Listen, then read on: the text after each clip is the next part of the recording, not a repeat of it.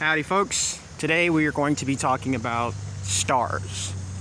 Stars are not what you think they are, or what you've been told. Or maybe you know actually what stars are. I think a lot of you guys out there are really intelligent.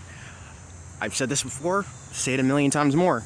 A lot of this is intuitive knowledge. It's knowledge that we have, it's knowledge that we've always had, but it's also information that is everywhere. You know, like, I know there's a lot of us out there that think that, you know, everything around us is completely bullshit. It is, but it's also all the truth too. It's so weird, right? It's like, there's this whole thing where they have to tell you everything, but they don't have to give you the order in which it's disseminated. You know, it's not going to be in a linear fashion or maybe something that makes sense. It's going to be chaotic. It's going to be everywhere. You get what I'm saying? So, hi, nice to see you. So, stars are not what you think they are. Okay? Stars are under the firmament with us. They're above us. They're not balls of gas that are millions of miles away. They're actually under the dome or whatever we're under, the thing that covers us all. They're all under here with us, and they are intelligent.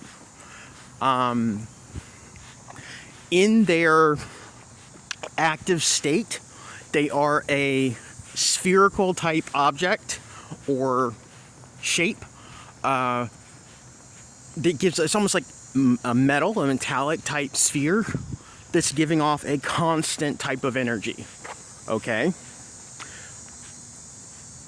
In ancient texts and lore and mythology, you know, it was always about the stars and what the stars did, where they were at, how they moved around. Everybody paid attention to the stars because the stars have a natural connection to the energetic centers of this planet.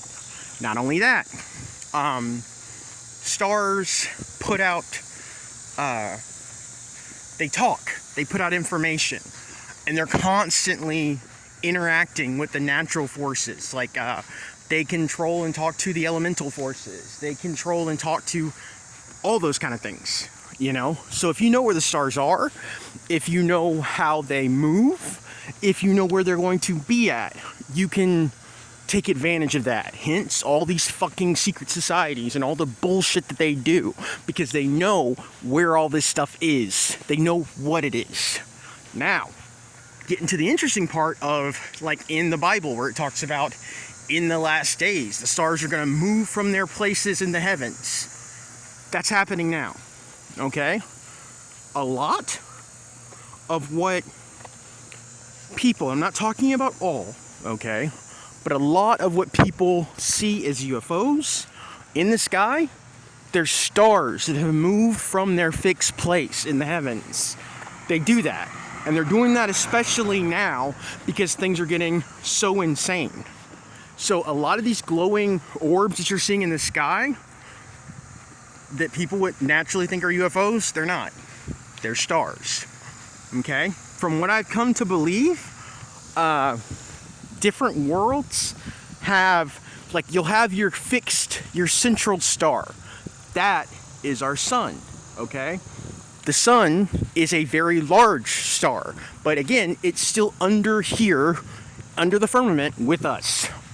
And I believe there's an interaction between our sun, the main star, and all the other ones. That's why the sun's always referred to as, you know, the big daddy. And it's always like Ra, and it controls all the other ones. You get what I'm saying? Okay. So, if our sun goes out, you got a problem, because it's going to interact with all the other stars. It's going to be a shit show. All right?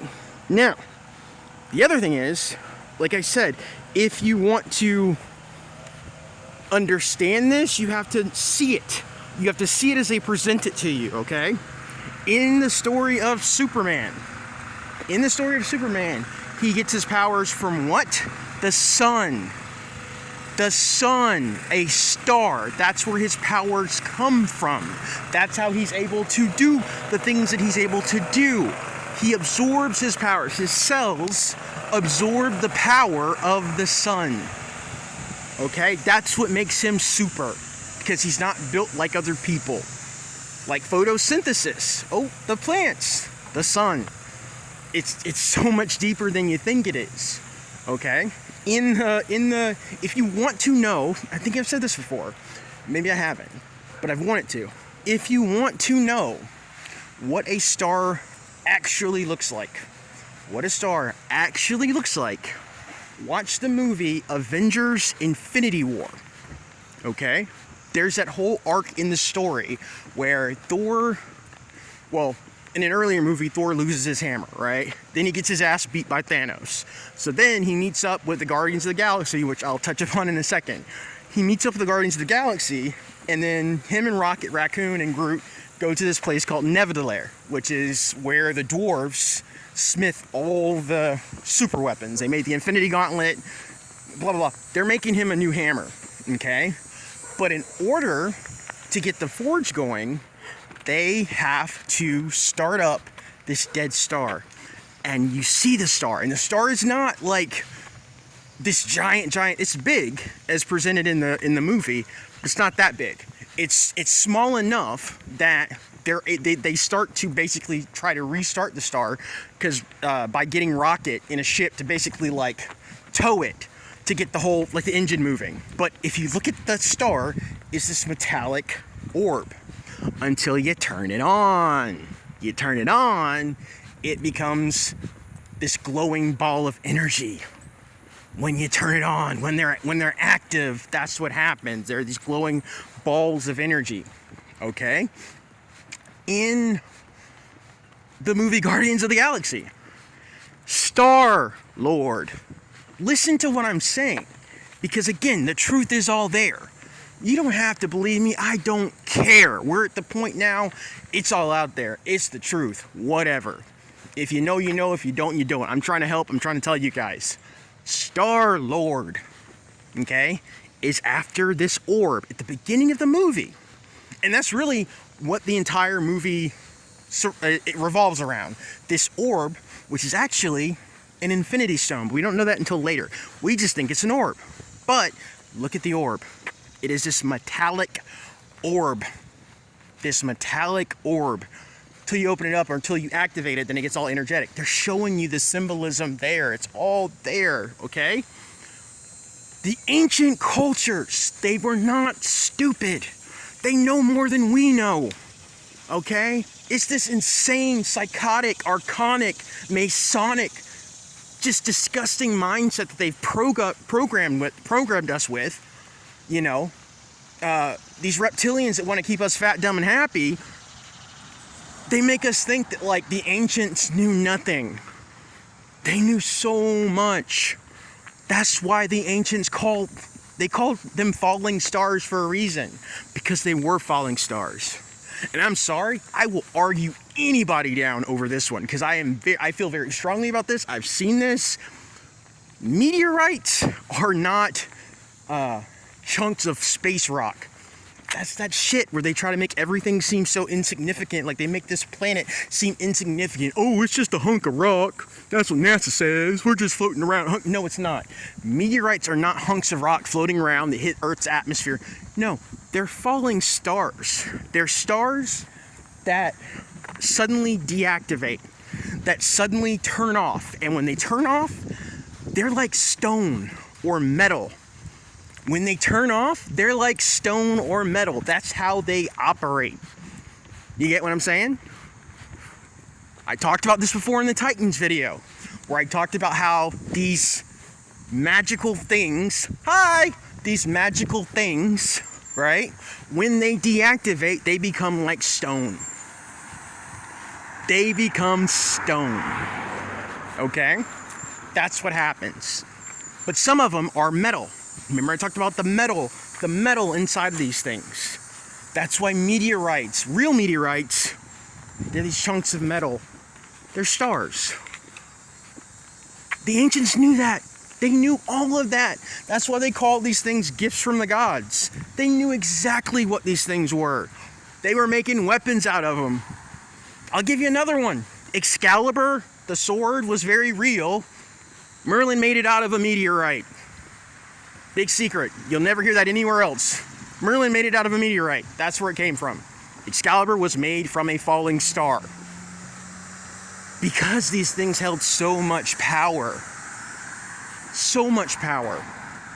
And I've been ranting for a little while, so I'm trying to keep this video short, but I'll leave you with this.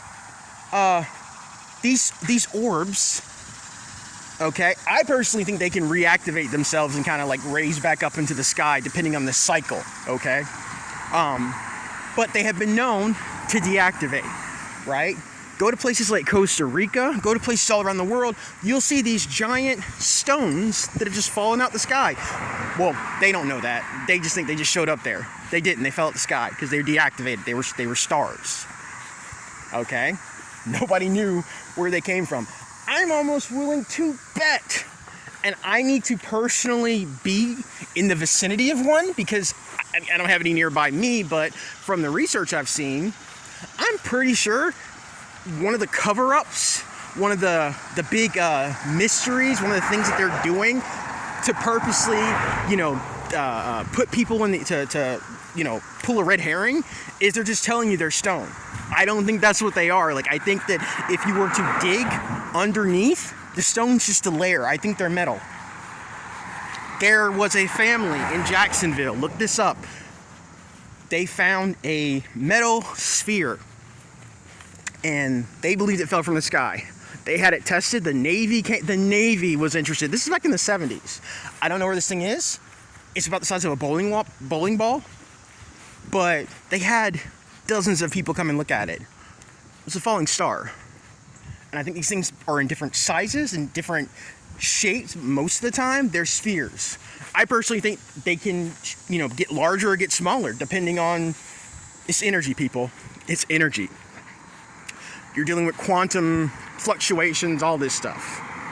Anyway, I've ranted for long enough. I hope this video was informative. I hope you got something out of it. If you have any similar insights, please, let's talk about it. This is the point where we all need to talk and share information because it's just important. Anyway, talk to you guys later.